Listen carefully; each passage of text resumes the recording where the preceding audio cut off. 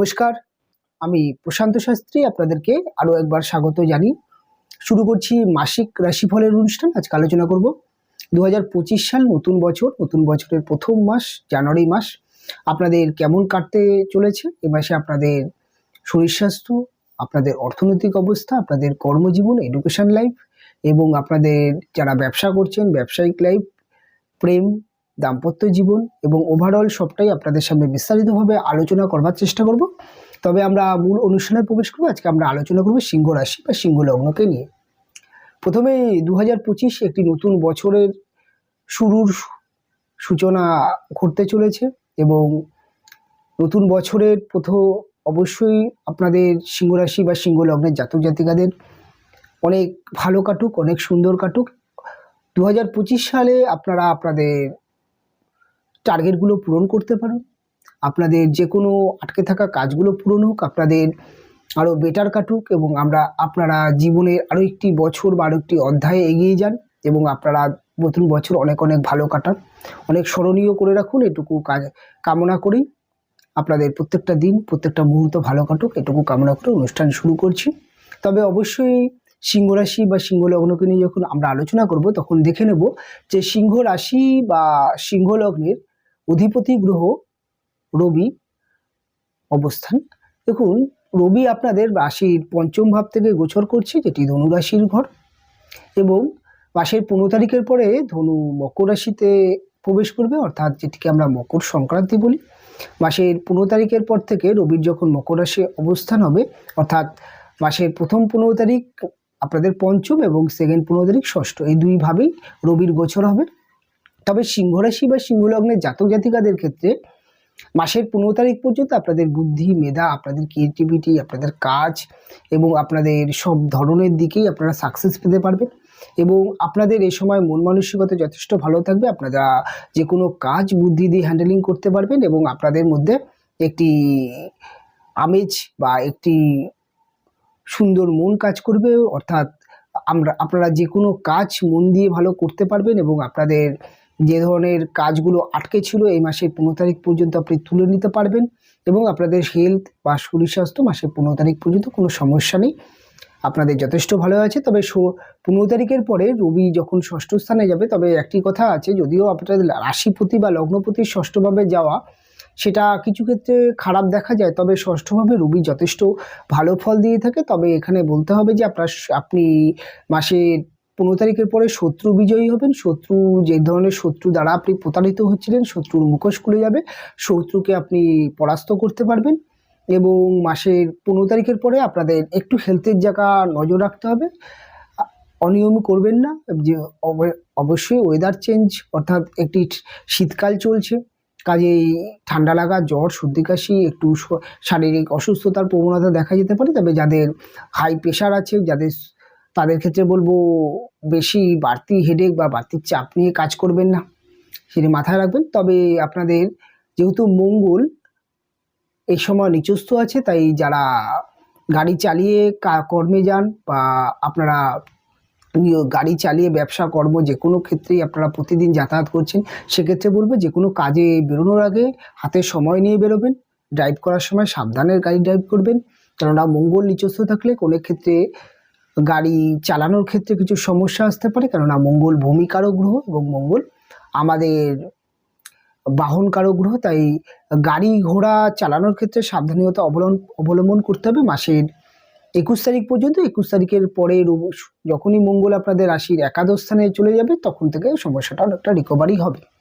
তবে রাশির দ্বাদশে মঙ্গলের অবস্থানে এই সময় আপনাদের অর্থ খরচের প্রবণতা দেখা যেতে পারে। আপনার গাড়ি হোক, আপনার গৃহ হোক বা আপনার নিজের কোনো শখকে কেন্দ্র করে আপনাদের অর্থ খরচের একটি প্রবণতা থেকেই যাচ্ছে। তবে এ মাসে আপনাদের অর্থ প্রাপ্তির জায়গাটাও যথেষ্ট বেটার বা যথেষ্ট ভালো দেখা যাচ্ছে। অর্থ প্রাপ্তির জায়গাটা খুব একটা সমস্যা নেই, কেননা রাশির সপ্তম স্থানে শুক্র অবস্থান করে আপনাদের রাশিতে বা লগ্নতে প্রভাব দিচ্ছে, সেটা কিন্তু আপনাদের অর্থনৈতিক জায়গাটা অনেকটাই চাঙ্গা রাখবে এবং আপনাদের মন মানসিকতা যথেষ্ট রোমান্টিক বা একটি সুন্দর একটি আমেজ প্রবল মানসিকতা আপনাদের থাকছে।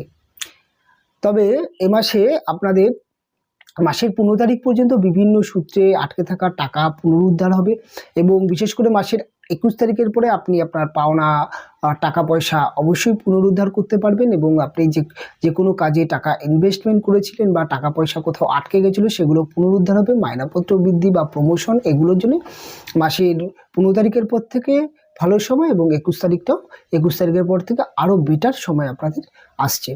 তবে সিংহ রাশি বা সিংহ লগ্নের জাতক বা জাতিকাদের এ মাসে গৃহ পরিবেশের জায়গাটা দেখুন, গৃহ পরিবেশের জায়গাটা মাসের 21 তারিখ পর্যন্ত একটু চাপের আছে। মায়ের হেলথ বা পারিবারিক অশান্তিকে কেন্দ্র করে আপনাকে একটু মানসিকভাবে হ্যারেস হতে পারে। তবে 21 তারিখের পরে সমস্যাগুলো অনেকটা রিকভারি হয়ে যাবে।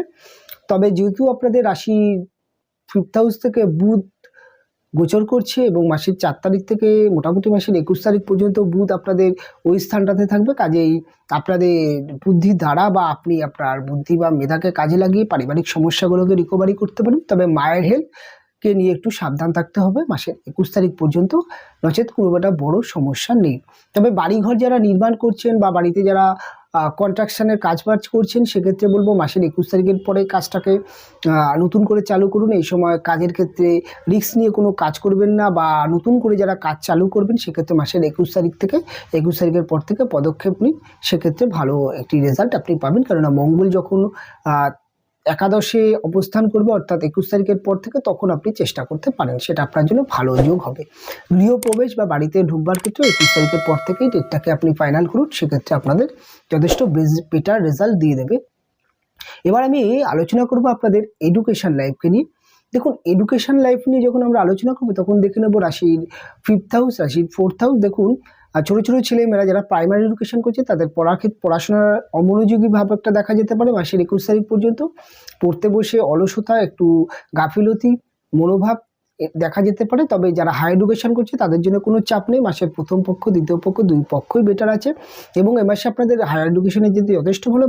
তবে যারা বিভিন্ন বিষয় নিয়ে পড়াশোনা করছেন অর্থাৎ তাদের ক্ষেত্রে মাসের প্রথম পক্ষ, দুই পক্ষই মোটামুটি বেটার আছে। তবে যারা চাকরির ইন্টারভিউ বা কোনো কম্পিটিটিভ জায়গায় আপনারা অংশগ্রহণ করতে চাইছেন, যেমন খেলাধুলা হতে পারে, কোনো অ্যাথলেটিক্সের যে কোনো জায়গায় আপনি অংশগ্রহণ করেন, সেক্ষেত্রে কিন্তু মাসের 15 তারিখের পরে বেটার আপনি রেজাল্ট পাবেন। তবে এই মাসের প্রথম পক্ষ, দ্বিতীয় পক্ষ, দুই পক্ষই আপনার চাকরির ইন্টারভিউ বা যে কোনো ক্ষেত্রে ভালো। তবে মঙ্গল নিচস্থ থাকলে অনেক সময় আপনাদের তাড়াহুড়ো একটি মনোভাব কাজ করতে পারে, সেক্ষেত্রে কিন্তু তাড়াহুড়ো করে কোনো কাজ করতে যাবে না, সেক্ষেত্রে কোনো অনেক সমস্যা আসতে পারে।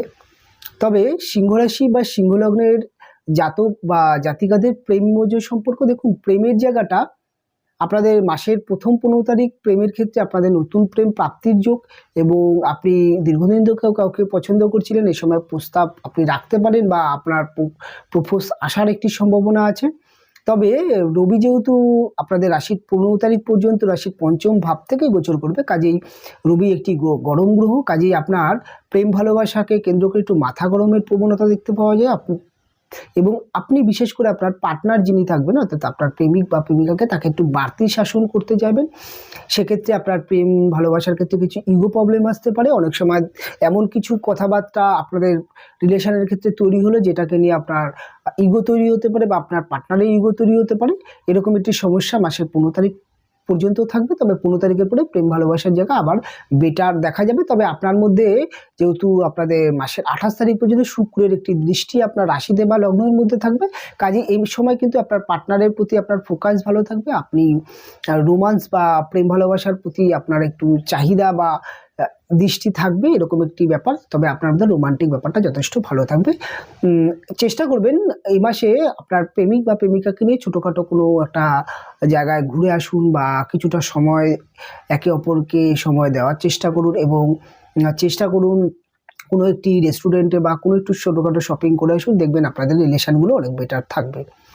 তবে আপনাদের এবার আমি আলোচনা করব বিবাহিত জীবনকে কেন্দ্র করে। দেখুন, সিংহ রাশি বা সিংহ লগ্নের বিবাহিত জীবনের জায়গায় নতুন করে কোনো সমস্যা নেই। তবে এ মাসে শুক্র শনি অর্থাৎ আপনাদের রাশির সপ্তমপতি শনি রাশির সপ্তমেই অবস্থান করছে, কাজেই শনি আপনাদের বিবাহ কারক গ্রহ, সেক্ষেত্রে আপনার এবং শুক্র এখানে অবস্থান করছে, শুক্র বিবাহ বা দাম্পত্য জীবনের ক্ষেত্রে শুক্র একটি কারক গ্রহ।